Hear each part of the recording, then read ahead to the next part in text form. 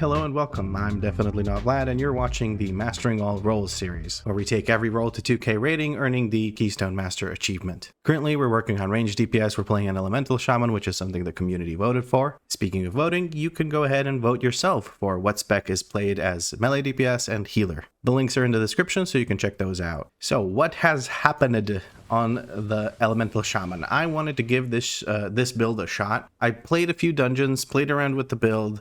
So what I did was I tried it without Ice Fury and I tried it without Primordial Wave. I tried it without both. I tried it with just Ice Fury, and this is what I settled on. So we're running Ascendance, obviously. We dropped Echoes of the Great Sundering, or whatever, because I haven't been able to really maximize the usage of this. Sure, it ends up being more overall damage, but sometimes I just want to clean out a whole pack and I want to just spam Earthquake, and this kind of prevents me from doing so. And I'm not great at generating Maelstrom very quickly. I don't have the rotation down that well, so just not having to worry about having, Earth Shock ready so I can turn it into an Earthquake, rather weave it into an Earthquake. I just decided, screw it, we're just going to drop this and we're going to grab, I don't know, Charge Conduit or whatever other point, and we're just going to blast Earthquakes whenever it's an AoE. We're going to be using Earthquakes probably at 3 targets and Earth Shock at 2 or 1 target. So we did drop Primordial Wave and Liquid Magma Totem. I hate the bloat of this when packs die as quickly as they do in the key levels that we were going to be doing. To maximize the usefulness of Splintered Elements, I need to put down my Flame Shock, put down Primordial Wave, and put down the Liquid Magma Totem before I use Ascendance and a Lava Burst to get the actual full benefit of using Primordial Wave, which is the haste, right? You want to get all that haste from sending out the additional Lava Bursts. Sure, it's a 30-second cooldown personal lust, basically, but the setup is not worth it. I'd rather get, what is this, probably 4, maybe even 5 casts of Chain Lightning off and do a lot more damage that way than sending out these and then walking away with all that haste after the pack is already dead. So I did try to drop Ice Fury because I hadn't been using it enough, but instead of wasting all this damage for basically really poor damage addition from these other talent points, I've changed my WeakAuras. It is much more clear to me now when I have Ice Fury ready and I use it basically on cooldown. Whenever I proc one, I will use it almost instantly. What I did was I changed my own WeakAuras here. All of these WeakAuras you can get off of my DNV community Discord. So I changed my WeakAura for Ice Fury to basically be above the bars, and right here, I'm actually, you know what? I'm going to make it even worse.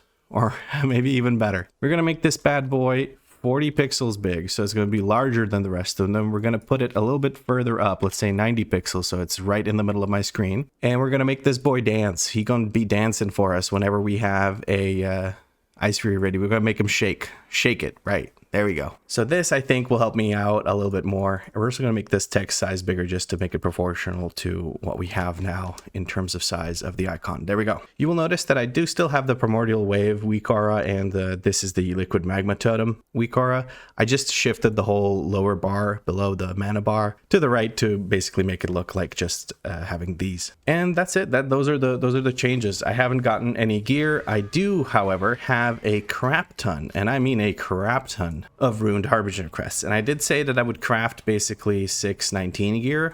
Let's take a look at what slots would be the best for us to craft. I think it's going to be boots and belt we already crafted because it's just a bunch of stats. Cloak we got out of the vault, so that's hero already. I am contemplating a ring, but primary stat is also nice, so I might just go for a chest, which we currently don't have tierified because we have other pieces that we've tierified before that. Now, before I do anything, I'm going to get myself 3 of these sparks before I accidentally spend Valor Stones, whatever, the useless currency on these omens.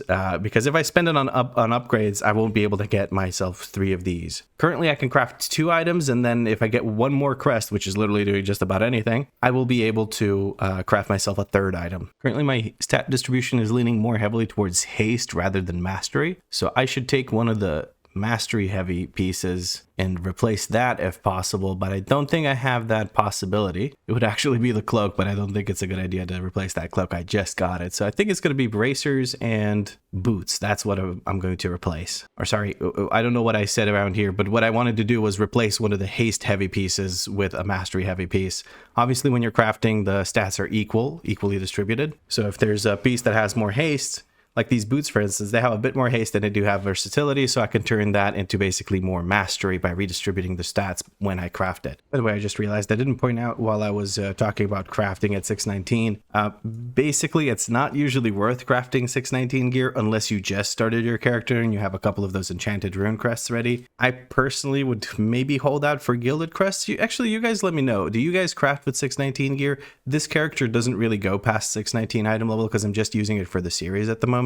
But I would probably try, if it was a serious character, I'd probably just try to craft with only gilded crests, because I wouldn't be pugging. I could do 8s with Danny and the squad. But yeah, let me know what your guys' thinking is about whether you should craft with Runed Harbinger crests or not. Obviously, there's the 2 free ones you get from Renown and the Answer quest, but I'm not really even thinking about those. I'm thinking in general, like these that I'm making right now, are those worth it for you in the long run when you're actually making a character that you do want to play? Let me know what you think. There we go, quickly done. Managed to get myself the things crafted. So we have 2 new upgrades. This should bump up my item level quite a little bit because we're going from 606 to 619 in both slots. And there we go. That gave me 2 item levels. That's awesome. We're gonna go ahead and transmog that. Gotta make sure we get that done. There we go. Beautiful. Back to being blue. Double D double die. Okay, so now what else I need to do is actually start putting some enchants on this gear, because I have some gear that is worth the enchants. It really sucks to not have any Valor Stones, because I would love to actually upgrade this weapon to 8 out of 8 just to get it to 619. I feel like that would be very nice, but oh well, no big deal. We're gonna go ahead and buy some enchants now, and then, like I said, it is time for the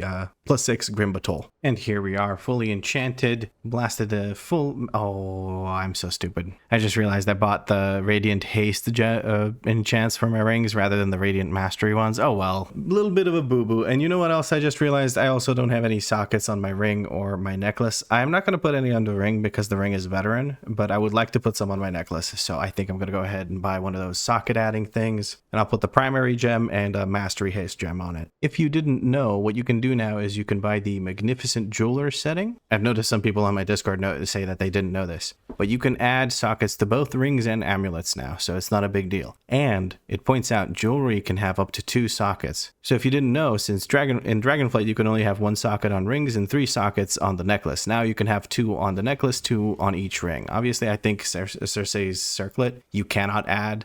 Actually, let's find out. Yeah, you just can't do it. But you can do it for the rest of the jewelry, so that's something to know, something to keep in mind. We're gonna slap these bad boys in thanks to this handy dandy add-on called Narcissus, which is also what I use to display my character, like so. And here we go. Now we actually have everything enchanted and gemmed. We obviously don't have this gemmed, but it's a veteran ring. I don't want to spend like 4,000 gold to put gems in it. More like 3,000, but yeah, you get the idea. Now it is time to actually recruit for the Grim Batol, and let's hopefully get that done. You will notice I do have a bunch of stuff timed here, like the 6 and 5 mists, 6 GB and 5 mists and stuff like that. Those were just the practice runs I was talking about when I was making the talent changes. Here we are ready with our group. Let me show you the group real quick. Here you go. The druid, the feral druid, and the healer are pre-made. The healer is 624, I believe, and the druid, feral druid, is 604 item level. So they balance each other out. I was waiting for a healer for quite a while, so I just didn't want to wait anymore. I figured I'd just use what was given to me in the LFGQ. Okay, I was expecting to pull the dragon with this, so I'm a little surprised we stopped here, but I'll make it work. I shouldn't be casting this lava blast. There's 3 enemies. I should be a lava blast, lava burst, whatever. I should be. Let's just kick this. Okay, somebody stunned it, so I wasted my kick. So we're just gonna have a recast. Hopefully somebody kicks it this time. The paladin kicks it. There we go. I just used an earth shock because I wanted to drop an earthquake afterwards, but that is not the talent build you're running anymore. Okay, people are eating these, but I'm not the healer, so I don't have to worry about that, do I? I'm not using any cooldowns on this because it's a teeny tiny little baby pool, and it feels silly to use my cooldowns on this, but I guess I will just use my cooldowns on the destroyer. This still feels shitty, but I'm just gonna go ahead and use them. I should have used my totem first and then the other thing, or rather the elemental. I should have used my elemental first and then I should have used the sentence, but yeah, anyway, whatever. We're spamming just earth shock. We have a patrol on the way. I'm not a huge fan of that. We are fighting over there. Won't that attract another dragon? I don't know at this point. We're going to drop another puddle over here. The third puddle will drop over here. And now we can hide behind the pillar over here. If you didn't know, you can line of sight those knockbacks and be perfectly safe. I think if we step over here, we might attract another dragon. So hopefully the tank doesn't do that. Another Twilight Flame being cast on me. Maybe I could have line of sighted that. Our druid friend is just sitting in the crap, which is not great. Okay, he released. I'm hoping for a bigger pull now. We seem to be getting a better pull now. I'm going to put focus on that one, and we're going to just blast the bejesus out of this. It's going to be a double overseer pull. I'm not sure I'm a huge fan of that, but we're going to make it work. We're going to go ahead and kick this one. It's more important to kick the AoE than it is to kick the individual earth bolts, but you should do both if you see that others are handling the AoE. That's just straight up going to go off. I can't do much about that. We're going to make use of our Ice Fury here. Like I said, it's very important to interrupt that AoE. If you can do that, that's going to make you feel much more comfortable here. I'm just getting bolted to death because 4 people have interrupts available and none of them are using them. I probably had my own interrupt available, but there's multiple casters and it's a bit difficult to get all of them interrupted with one single interrupt, even if it is the shortest cooldown interrupt in the game, which is Shamans with 12 seconds. Tank is dead from the double arrive from the Overseers. Slightly seemingly inexperienced group, but that's okay. The pulls have been a little bit weird. Like we pulled just the 3 mobs, then we pulled just the destroyer, and then we did a big pull with 2 overseers and whatnot. I think the tank just doesn't have a planned out route, and that's okay. He is getting blasted by this overseer. I would love to have a soothe of sorts. I don't know if I can kill this thing fast enough to not make it do the thingy. Maybe. Nope, it's gonna just give him 5 stacks of that. But we have the other target that is not buffed up, so we're going to switch to that target and do our single target rotation on it. There's no reason to cleave the other guy because the other guy is taking reduced damage until this buff runs out from the affix. Now we're going to use earthquakes on 2 targets just because I feel like cleaving at least a little bit. I shouldn't be using chain lightning because this is actually a reduction in how much maelstrom I'm getting. Basically, you need 3 targets for chain lightning to give you the same as a lightning bolt. So keep that in mind when you're choosing which one you're going to be casting at your enemies here. Let's rebuff the entire squad because everyone kind of just kicked the bucket. We're going to put a focus on that guy. We're going to interrupt him to make him move in. I'm going to knock everything up, then I'm going to drop a stun totem, and this is going to be a rough one again. Stun totem takes care of it temporarily. We're going to chain lightning after that. We really need these. I'm going to start dropping my defensives. I'm going to cycle them. I'm not going to use more than both of them at the same time. I can kick that one. That's what's necessary. I do have Ice Fury available, but it's hard to think about Ice Fury when I'm getting my my butthole flossed like this. Oh my goodness, guys, you need to use your interrupts. Not enough interrupts are being used. We have the affix spawning in. We can interrupt that one again. Oh my goodness. Sorry, I am a little bit flustered because there is a lot of damage coming out and it is not being handled properly by the group. Oh boy, okay. This is going to be a fun one. Later on in Batol, it just gets worse with more casters, so we're going to see how this is going to be handled. Somehow our Feral Druid has died yet again. It looks like it's not just an item level gap, but a game experience gap, and that's okay. Sometimes you just want to play with your friends that are new at the game, and that's fine.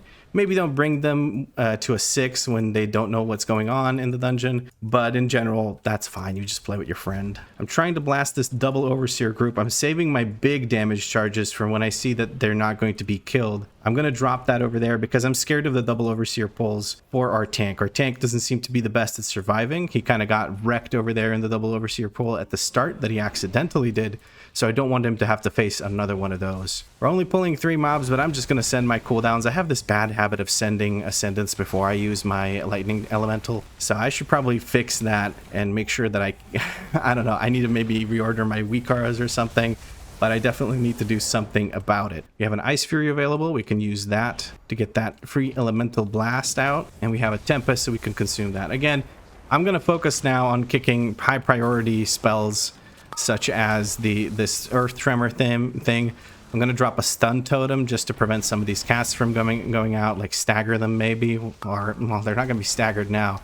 I'm going to knock up now. I want this AoE to not go through. I have a kick now. It was CC'd again. I have nothing left, so we're just going to have to eat this AoE. Oh, man. This is going to be a rough one. With these kinds of AoEs going off constantly, it's going to be rough. but there's Earthcallers only in this first area, and there's fewer of them now going forward. That group is fully healthy, and there's 2 Earthcallers in it, so I'm going to have to figure out how to handle that. I'm probably going to use CC to keep one locked down, while the other one I will just interrupt when it casts the AoE.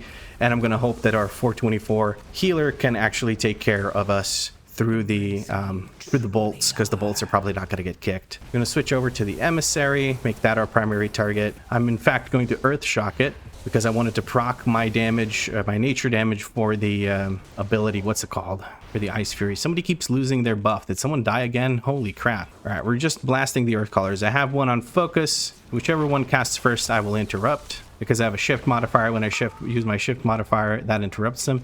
That was seemingly a CC or an interrupt. I'm not sure which one it was. The other Earthcaller will now be casting his AoE. Earth bolts are going out. I just wasted my kick because I wanted to kick that last second. Okay, just the Earthcallers are the scariest bit. 1 Overseer is okay for the tank to survive, so we don't have to worry about the tank kicking the bucket. And now we can focus on the Overseer dying next, because they are a threat to our tank. Very nice. Okay, we handled the double pull over here with the, well, not the double pull, it's just a single pull, but there's 2 of the caster guys that we need to take care of. Okay. So far so good. The new build doesn't seem to be lacking in the damage department. I'm quite happy with how much damage it's doing. And our mage is making their way back to us as we speak, so we're just going to wait for them to run over. I'm going to go and drop a speedy totem over here on the bridge to help them come over to us a little bit quicker, like so. We can also rebuff them from all the way over here, and honestly, I don't think this is going to be a timed run, but we're just going to finish it anyway.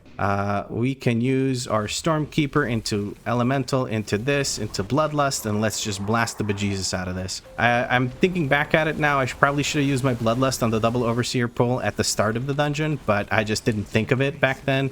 I was focused on other things such as commentary and whatnot. I do not have a ring, so I don't have to move. I just want to switch targets to the emissary, make sure that the emissary dies quickly. The RNG gods are being favoring us, so we don't have to run. Our Feral Druid is not really getting the memo. I really, and this is probably mean to say, but I really genuinely hope he doesn't get CR'd. He's about to get CR'd. Hopefully he doesn't take it and die instantly to this, to the lightning stuff. I'm going to move backwards just to get knocked back forward. There we go. We have another Storm Elemental, or sorry, not Storm Elemental, but we have another Stormkeeper. That's what I wanted to say. Beautiful. And we're going to use this Ice Fury that's dancing in front of us. Our friend is refusing to take that CR. He took it so that he makes sure that he gets hit by this AoE to give our healer more stuff to deal with. That's beautiful. We're having a bit of a struggle here. HPS is not exactly amazing, but it's enough to keep us all relatively healthy through this boss fight. I'm going to drop a shield totem for this just to make sure I survive. I did get some healing here near the end to make sure that I'm topped up enough to get actually healed, or actually survive. That is what I wanted to say. I haven't spent the global yet to buff up our friend. I won't be able to do that just now.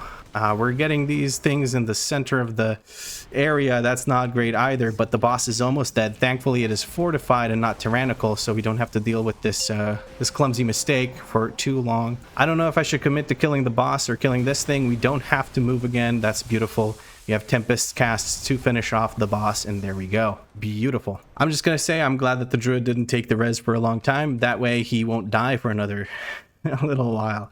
We are good, though, because this is a 6, therefore the death timer is only 5 seconds, so it's not that bad. We should be pulling this immediately, so we make use of that stun. I'm going to drop my elemental, and we're going to just go ham on this. We're going to drop as many earthquakes as we can. Our Tempest ran out, unfortunately. I'm stunned. I shouldn't expect an interrupt. We're going to interrupt this so our healer doesn't get stunned mid-cast or something. I'm going to move out of that swirly. I'm not sure if I actually used it or not, or if I was in it or not, but I don't want to find out the hard way. Just looking for interrupts or CC on these guys when they're doing their channel. I can't do anything about the bolts because I just don't have enough interrupts and whatnot, but I can CC them. The reason you can CC their CC is because it's a channel. If it's channeled, you can interrupt the ability with CC and it will go on cooldown because the cast part of the CC has already finished, or the ability has already finished.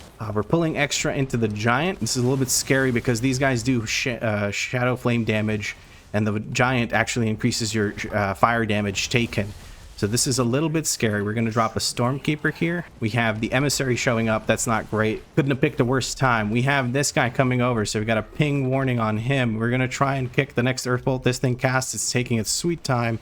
We have now pulled the boss. That was not me. My friend. Taunt button somewhere on your bars. I have reincarn. I'm going to use it. I'm going to use a big defensive and heal myself. Like straight up just heal myself. I got lay on hands. That's beautiful. We're going to go ahead and kick that guy if we can manage to get into range. There we go. We have kicked him now. Oh, the tank is going to have a very hard time surviving this. We're running out of space to fight in. The tank is dead. I probably should have stayed dead and let this reset. I'm going to go ahead and run in this direction to hopefully reset it. I'm going to just ping on myself. I wanted to ping in front of myself to where to go, but that'll do. Maybe we can reset the boss, save some death timer. That should reset the boss. There we go. He has reset. We can now release. We should release. Release. Please release. There are people chasing us. There we go. They figured it out. Beautiful. I'm the next one in line to get annihilated by the flame renders with their shadow flame attacks.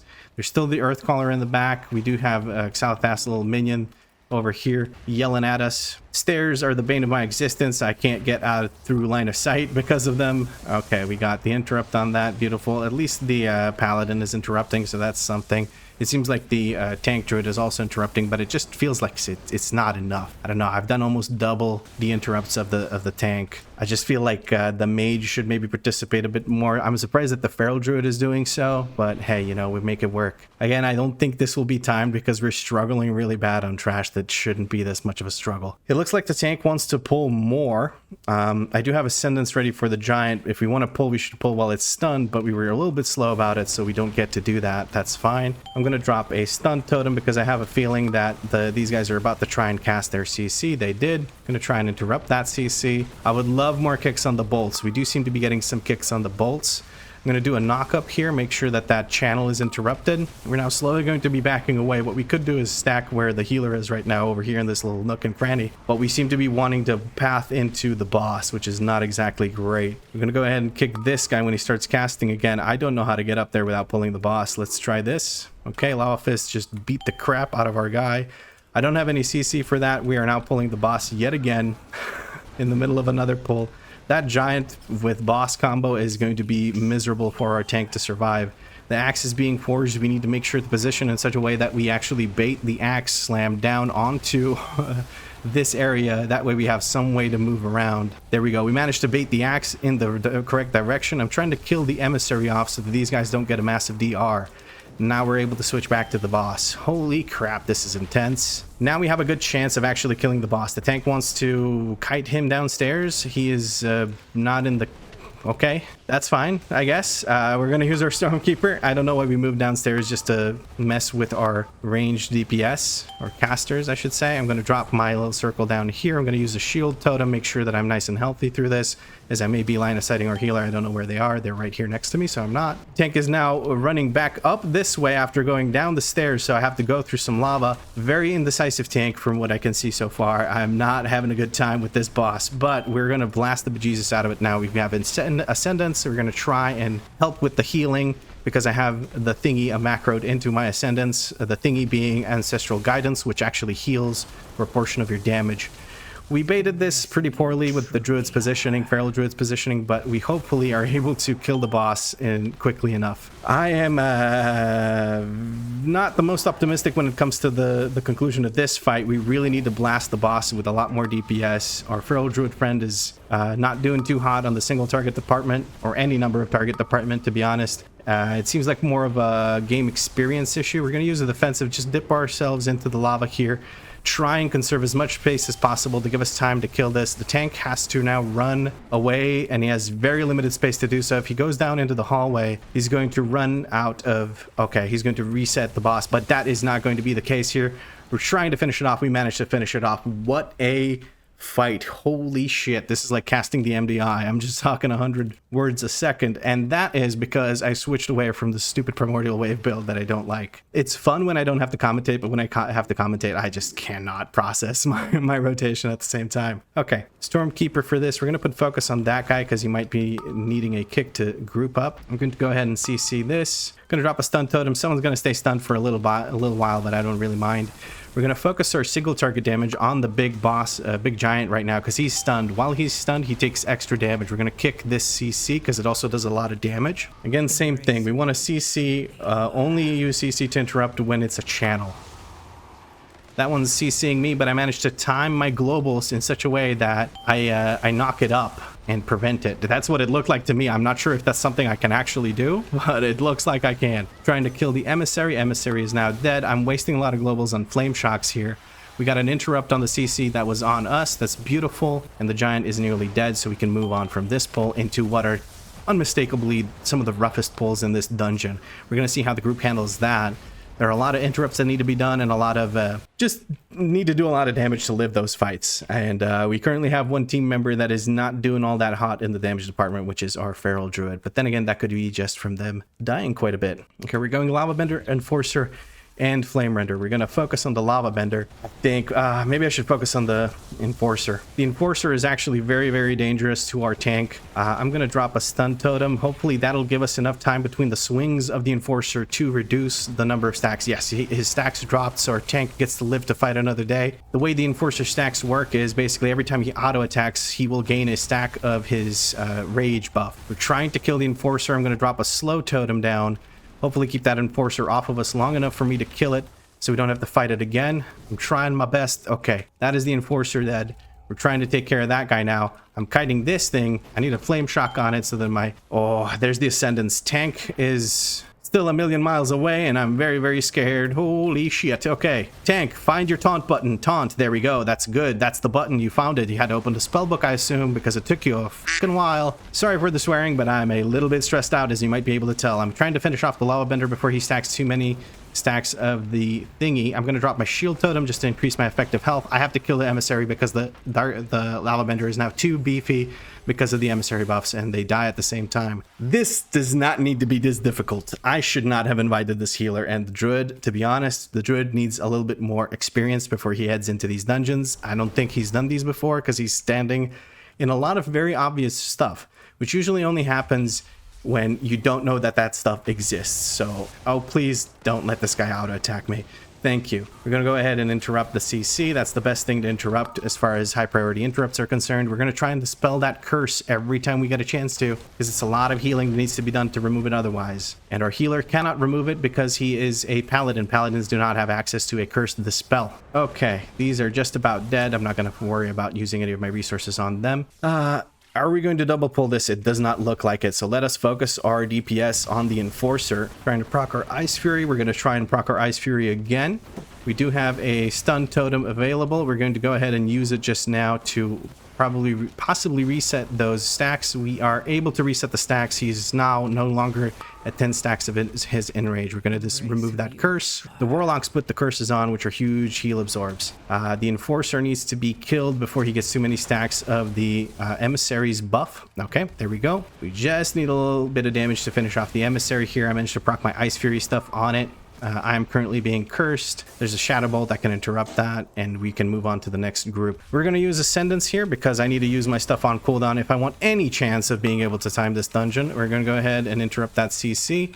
There is a frontal aimed at me. I'm not a huge fan of that, but now we can drop some Earthquakes. We're going to go ahead and remove this curse because this person has taken damage as well. They should be a priority target for Curse Dispel if there's multiple curse targets. The reason being is the Heal Absorb will prevent them from being healed to full HP, which will make them possibly die from the next Shadow Bolt that gets cast. We're going to go ahead and interrupt that Shadow Bolt. Oh my goodness. Okay. This might not be a good run, but it is an amazing commentary, I think. I feel like I'm doing great.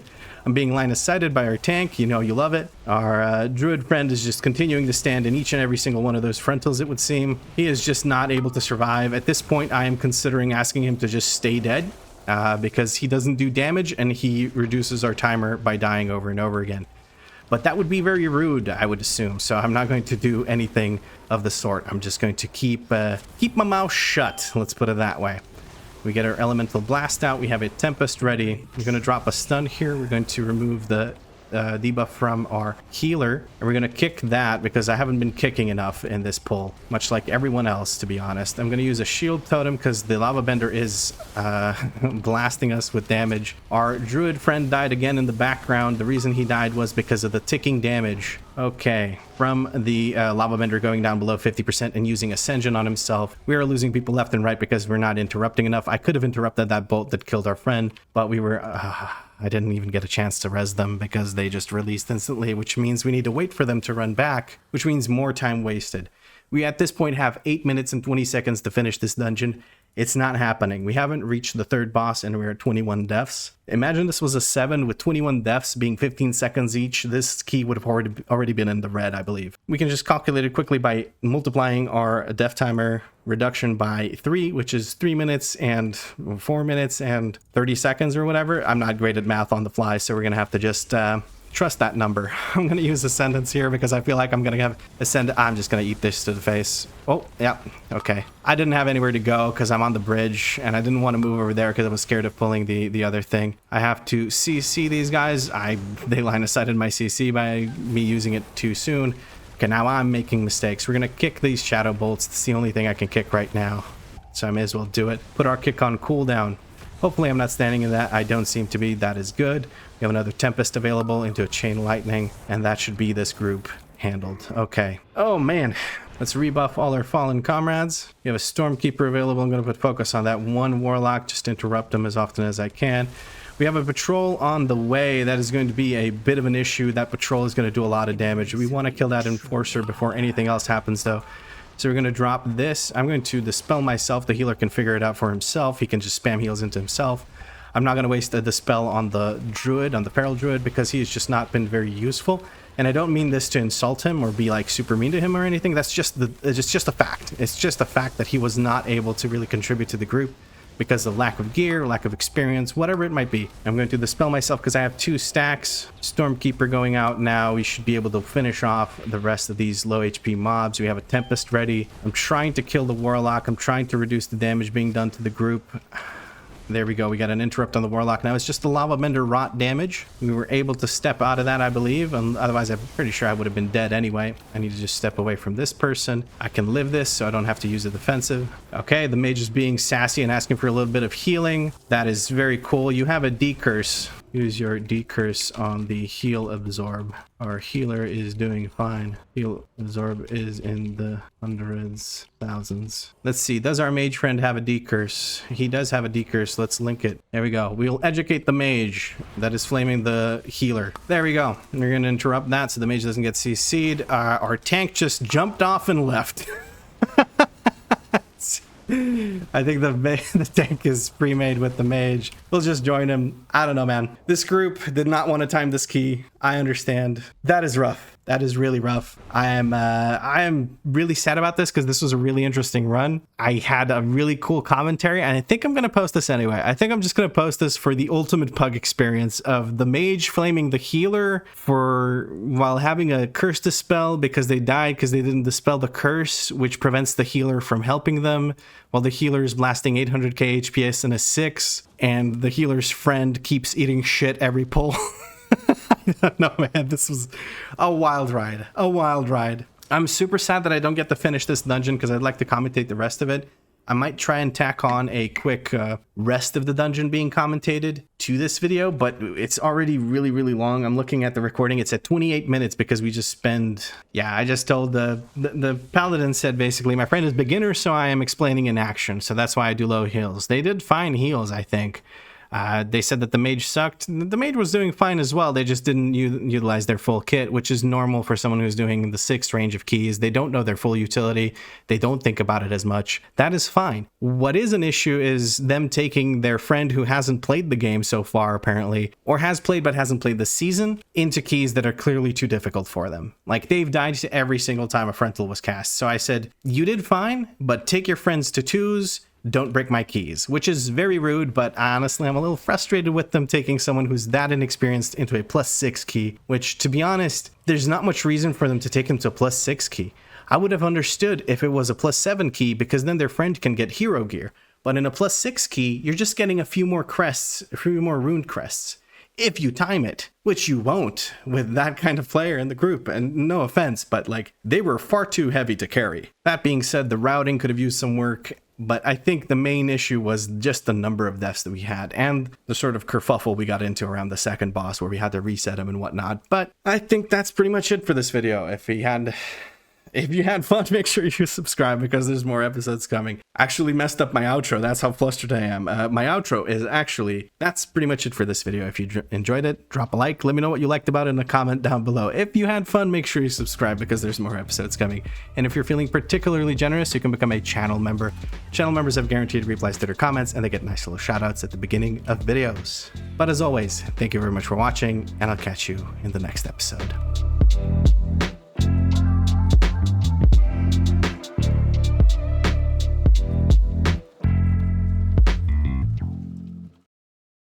Hi, hello, and welcome. I'm definitely not Vlad, and we're in this intro up.